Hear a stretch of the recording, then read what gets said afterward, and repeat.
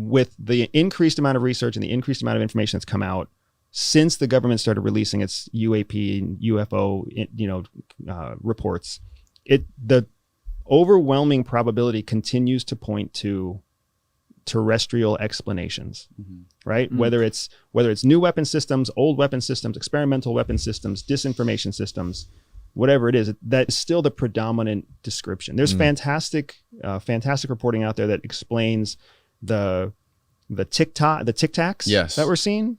I mean, very sound, solid scientific explanations for how it's shadow from radar, how it's the speeds that are reported are inaccurate compared to the actual speeds that are reported on the actual airframes themselves, that help to color with more scientific context what those various UFOs were recorded by the Navy fighter jet pilots, which also explains why they would be publicly allowed to be released, because they're not in fact hyper dangerous weapon systems from foreign governments, and they're not in fact suspicious foreign invaders, right? So yeah, as far as the whole UFO conversation goes, I still very much believe we have to lean on terrestrial explanations first.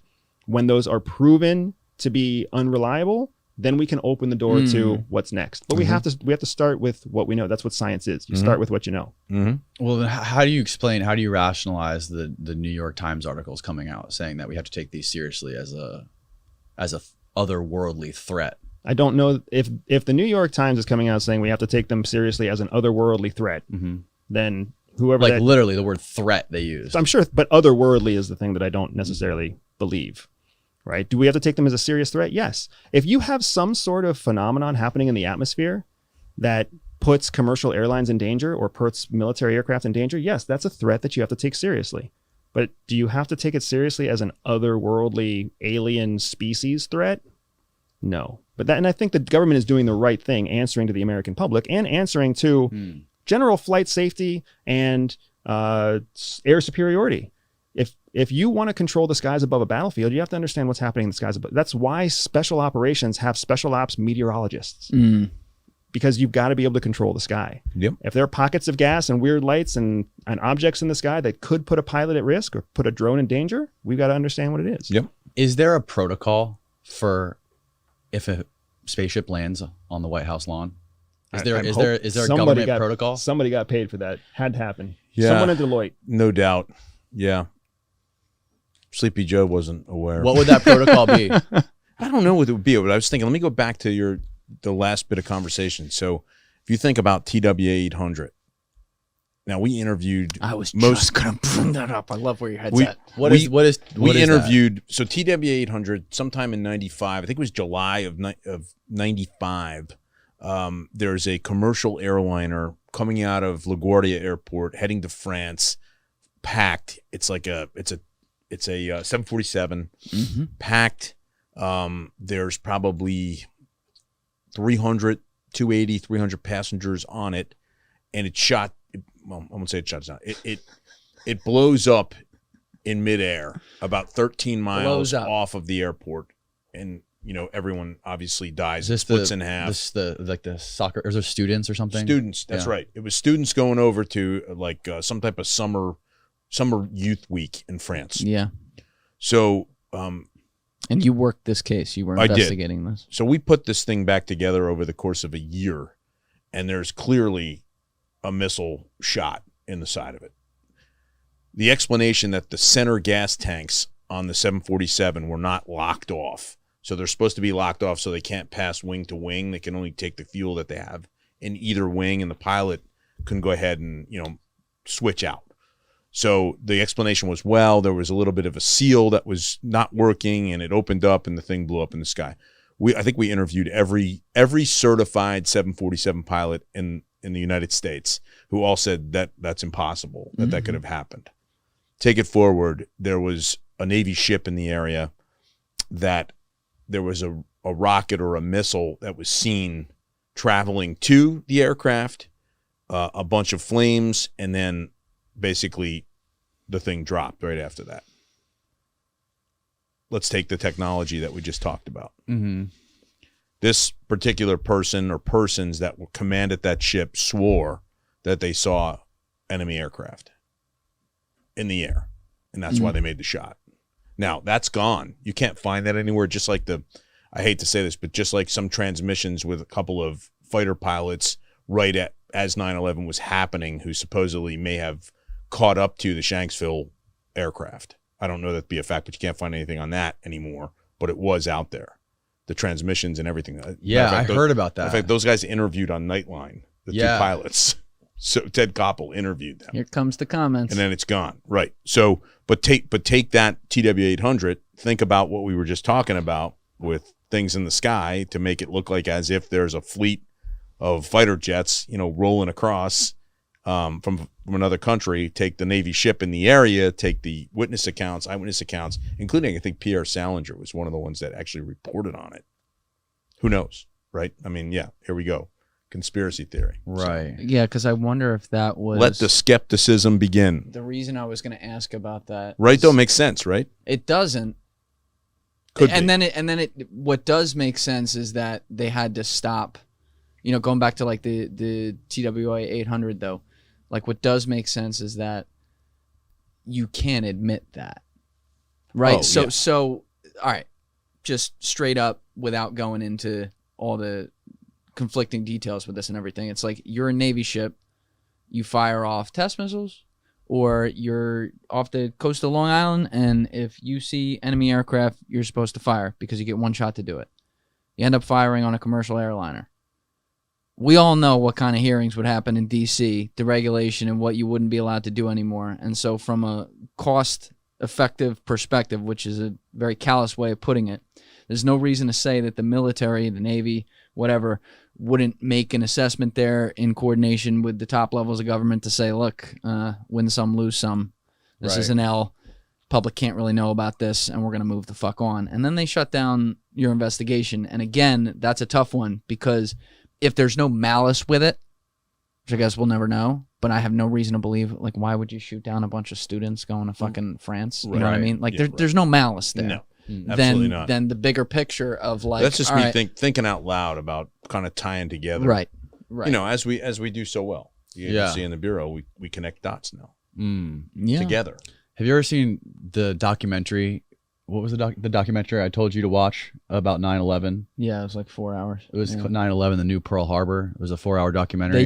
They take. I'm sure a lot of it is bullshit. Yeah, but they go deep on it. Like they interviewed, I think it was like 400 Boeing pilots and Boeing engineers. This is just one of the things they had in there that stuck out with me the most. They said that those Boeing jets could not fly at that speed, at that low of an altitude, without the wings ripping off. I got a theory on this. What's your theory? Call it the Julian Tory. No, I'm just fucking with you. No, but like looking at the 9/11 thing, because you were there that day. You're another person there that can speak to this.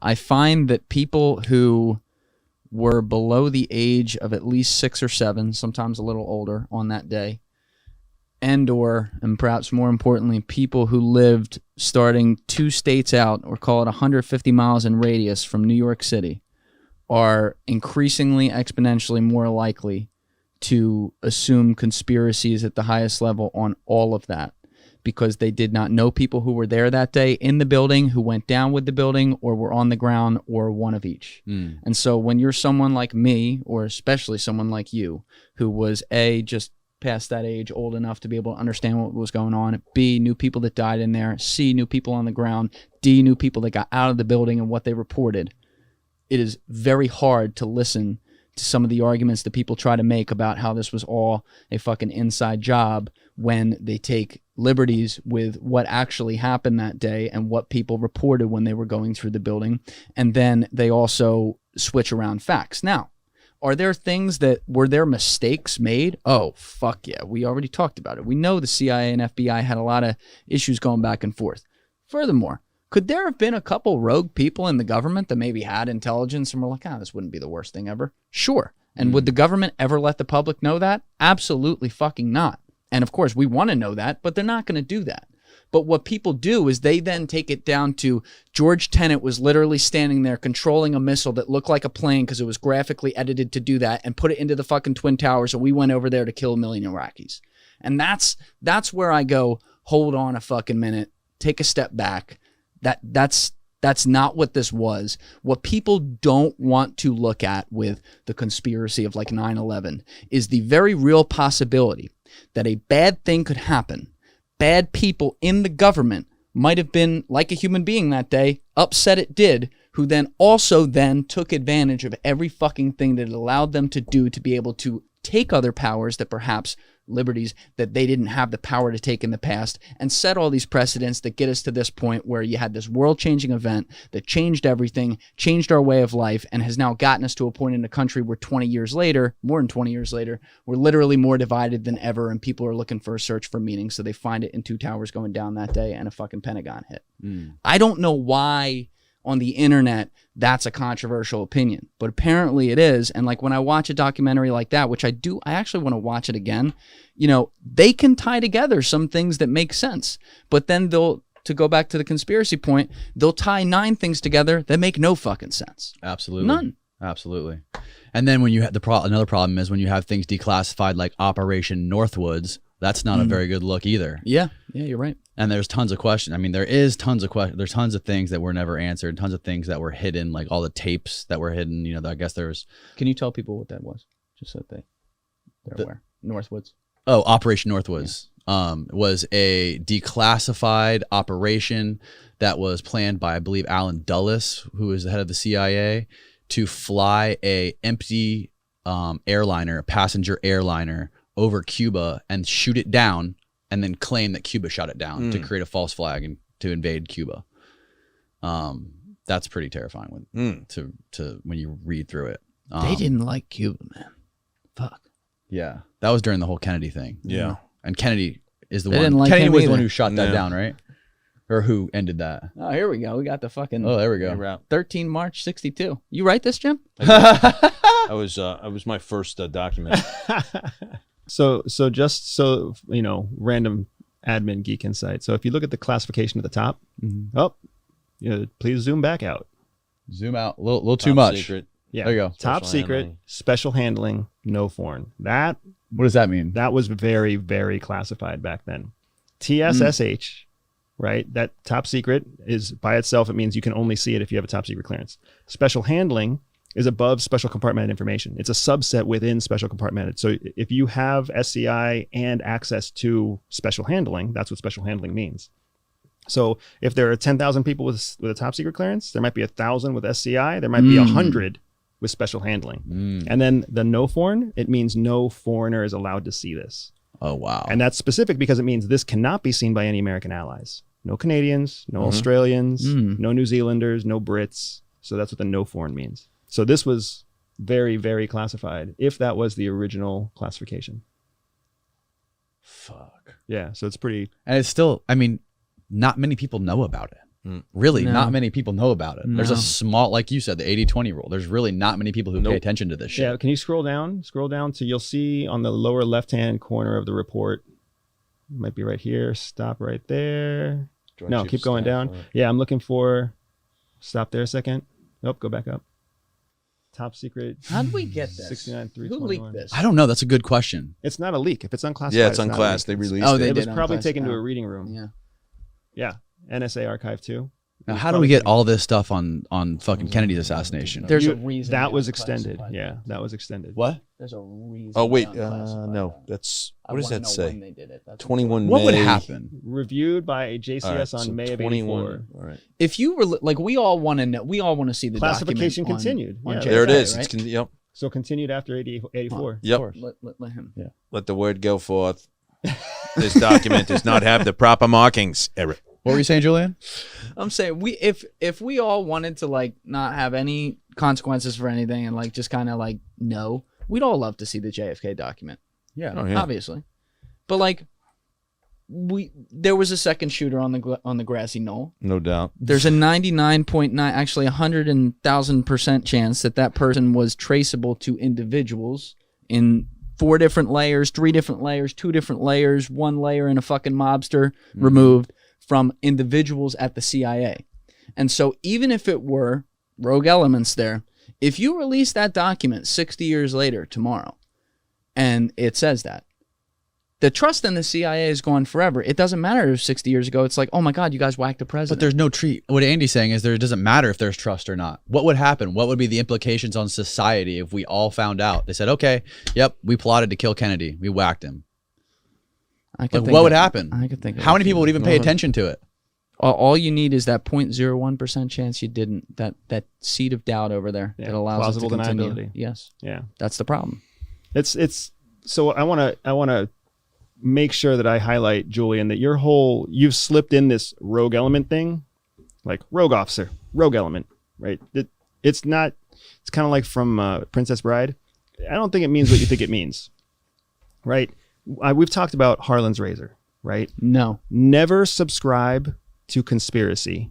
What can be explained with idiocy? Oh, that's what that is? Okay. Never subscribe to conspiracy. What can be explained with idiocy? It's much more realistic that somebody just had to go poop and they didn't read that report on that could have saved 9/11. It's much more likely that that person was just feeling sleepy and went to go get a cup of coffee, ended up in a long conversation, came back up and forgot which document he was reading. And just did the crossword puzzle and went home. Much more likely that happened Incompetence. than some rogue officer saw this piece of killer bulletproof evidence and said, I'm just going to let this pass and let them all burn. Right? The thing is, you want to know what people are really uncomfortable with the idea of? Incompetency in the government. Yes. That's what they're so uncomfortable with that they'd rather believe the government is so intelligent that they can keep a conspiracy secret. Then why did all those Very people? true. Why did all those people in government and politicians sell off all of their American Airlines stocks 2 weeks before? It's 9/11? the same thing that happened here with the guy who said, I'm going to die in the Bahamas. If it's not going to be suicide, it's the FBI. It's the CIA suiciding me. Right? They've done that before, though, no? Yeah. You've interesting always got to be ready to consider correlation versus causation. So fresh on you. Freedom.